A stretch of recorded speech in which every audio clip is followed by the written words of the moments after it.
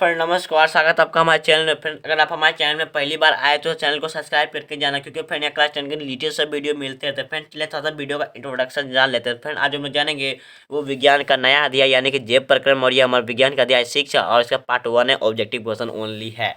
1 है, वे सभी प्रक्रम जो सम्मिलित रूप से अनुरक्षण से संबंधित हैं उसे क्या कहते हैं? इसका आंसर है जैव प्रक्रम। प्रश्न 2, जीवों को ऊर्जा कहाँ से मिलती है? इसका आंसर है शरीर के बाहर से। ऊर्जा के स्रोत को हम भोजन एवं भोजन को शरीर के अंदर लेने की क्रिया को क्या कहते हैं? इसका आंसर है पोषण। प्रश्न 4, शरीर में बाहर से ऑक्सीजन को ग्रहण करना तथा कोशिकीय जरूरतों के अनुसार खास स्रोतों के विघटन में ऑक्सीजनक उपयोग क्या कहलाता है? इसका आंसर है श्वसन। प्रश्न 5 हमारा, बहुकोश के जीवों में विभिन्न कार्य को करने के लिए क्या होते हैं? इसका आंसर है विभिन्न अंग। प्रश्न 6, भोजन तथा ऑक्सीजन का अंतर्ग्रहण भी किन ऊतकों का कार्य है? इसका आंसर विशिष्ट ऊतकों का कार्य। किसमें? बहुकोश के जीवों में। जिसमें एक कोश का होता है उसी में तो एक ही कोश का काम करेगा, जिसमें अनेकों कोश का होता है उसका भी तो अनेक अनेक काम हो। प्रश्न 7, भोजन एवं ऑक्सीजन को एक स्थान से दूसरे स्थान तक ले जाने की किसकी आवश्यकता होती है? इसका आंसर वहन तंत्र की। प्रश्न 8, शरीर से अपशिष्ट पदार्थ का निष्कासन क्या कहलाता है? इसका आंसर उत्सर्जन। 9, मानव शरीर में उत्सर्जन का कार्य करता है। इसका आंसर है पहला एक जोड़ा विकराणु, दूसरा एक जोड़ा मूत्रवाहिनी, तीसरा मूत्रमार्ग, चौथा मूत्राशय। प्रश्न 10 फ्रेंड्स हमारा, हानिकारक पदार्थ शरीर से उत्सर्जन ऊतक तक कौन पहुंचाता है? इसका आंसर है परिवहन तंत्र। प्रश्न 11 फ्रेंड्स, सभी जीवों में ऊर्जा और पदार्थ की आवश्यकता क्या होती है? इसका आंसर है समान। प्रश्न 12 फ्रेंड्स हमारा, कुछ जीव अकार्बनिक पदार्थ से कार्बन डाइऑक्साइड एवं जल के रूप में सरल पदार्थ ग्रहण करते हैं, वे कौन जीव पोषण करते हैं? इसका आंसर है स्वयंपोषी पोषण। प्रश्न 13, हरे पौधे तथा जीवाणु कौन पोषण करते हैं? इसका आंसर है स्वयंपोषी पोषण। ये पूछता है एग्जाम में, बहुत ही एमसीक्यू है। पौधा सरल पदार्थ को तोड़ने के लिए किसका उपयोग करते हैं? तो जैव उत्प्रेरक। प्रश्न 15, जैव उत्प्रेरक को और क्या कहते हैं? इसका आंसर है एंजाइम। जंतु, कवक, फीता, कृमि, फफूंदी, ईस्ट, मशरूम, अमरबेल, किलनी, चूल, लीच कौन पोषण करते हैं? इसका आंसर है विषमपोषी पोषण। मैंने जितने जीवों का नाम बताया आप उसे कॉपी में अलग से नोट कर ले ताकि आपको काम आए आगे चल के। प्रश्न 18, कार्बन तथा ऊर्जा संबंधी स्वयंपोषी जीव की आवश्यकता किसके द्वारा होती है?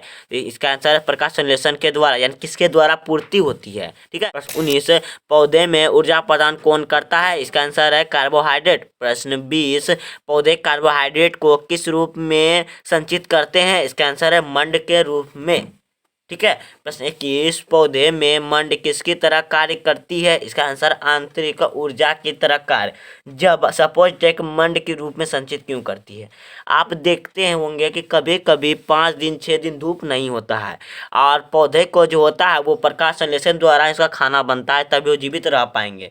तो आप देखते होंगे जब धूप नहीं होती है फिर भी पौधे जीवित रहते हैं। इसका कारण है मंड।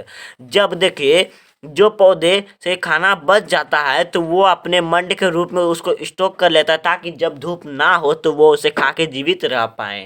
प्रश्न 22 हमारा, हमारे द्वारा खाए गए भोजन से बनी ऊर्जा किस रूप में संचित रहता है? इसका आंसर है ग्लाइकोजन। प्रश्न 23, ग्लाइकोजन हमारे शरीर में कहाँ स्थित है? इसका आंसर है मांसपेशियों में। तो आप देखते होंगे हमारे शरीर यानी कि मनुष्य जब खाना बच जाता है, ऊर्जा बच जाता है, खपत नहीं हो पाता है तो वो हमारा ग्लाइकोजन के रूप में संचित हो जाता है और ये मांसपेशी में हो जाता है।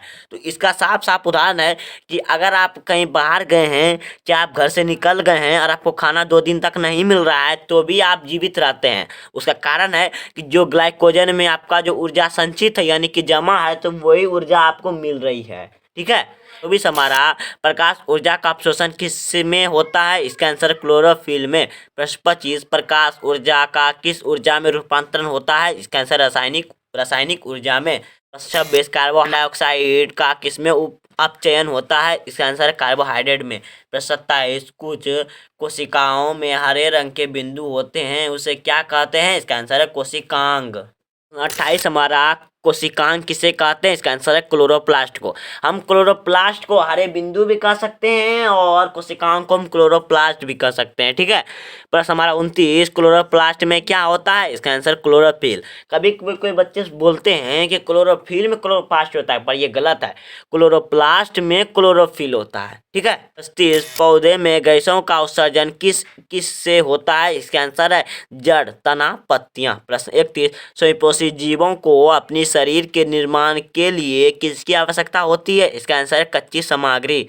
32, पौधे मिट्टी से किन किन तत्वों को प्राप्त करते हैं? इसका आंसर है जल, लवण, नाइट्रोजन, फास्फोरस, लोहा, मैग्नीशियम। ठीक है। प्रश्न 33, पौधे में नाइट्रोजन का उपयोग क्या होता है? इसका आंसर है प्रोटीन एवं अन्य यौगिक के संश्लेषण में। आई होप आपको वीडियो अच्छा लगा होगा। अगर अच्छा लगा तो अपने फ्रेंडों को शेयर कीजिए, लाइक कमेंट कीजिए। Thank you.